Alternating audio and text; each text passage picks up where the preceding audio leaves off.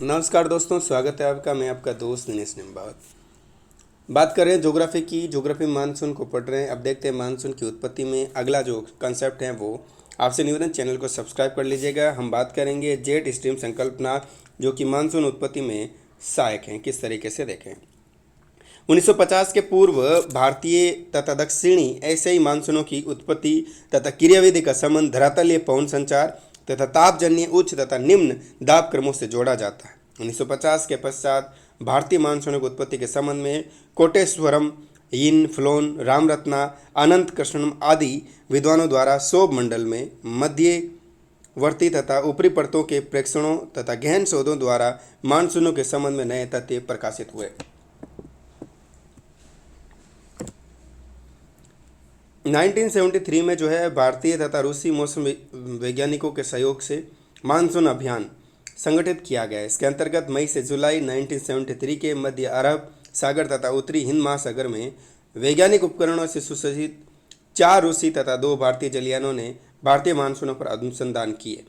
इनसे प्राप्त तथ्यों के आधार पर भारतीय मानसूनों की उत्पत्ति क्रियाविधि पर नवीन प्रकाश पड़ा। बात करें इससे पूर्व 1958 में भारतीय वेधशाला के महानिदेशक पी कोटेश्वरम ने तिब्बत के पठार के ग्रीष्मकालीन उष्मन को भारतीय मानसून संचार प्रणाली को उत्पन्न करने तथा नियंत्रित करने में एक महत्वपूर्ण कारक बताया था। मानसून उत्पत्ति में देखें, भारतीय मानसून की उत्पत्ति में हिमालय पर्वत तथा तिब्बत का पठार यांत्रिक अवरोध के रूप में कार्य करता है। यानी ये हिमालय पर्वत और तिब्बत का पठार है, ये अवरोध उत्पन्न करता है भारतीय मानसून के लिए। ठीक है, अब आगे देखते हैं। देखिएगा, यहाँ शोभ चक्रवात, मंडली चक्रवात होता है या यहाँ प्रति चक्रवात होता है। अब दोनों के बीच में क्या पड़ना चाहिए, इससे क्या होना चाहिए, यहाँ बारिश होनी चाहिए, लेकिन तिब्बत का पठार आ जाता है, हिमालय आ जाता है, इस कारण से बारिश जो है यहाँ मानसून नहीं आ पाता है। ठीक है, देखें, तिब्बत का पठार एक उच्च तलीय उष्मा स्रोत है। दूरों पर उच्च तलीय शोभ मंडलीय वायु राशि का संचार परिध्रुवीय भंवर के रूप में होता है।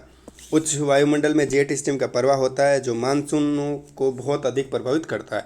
दूरों के ऊपर धरातल पर वायु के नीचे उतरने तथा बैठने के कारण उच्च दाब स्थापित होता है।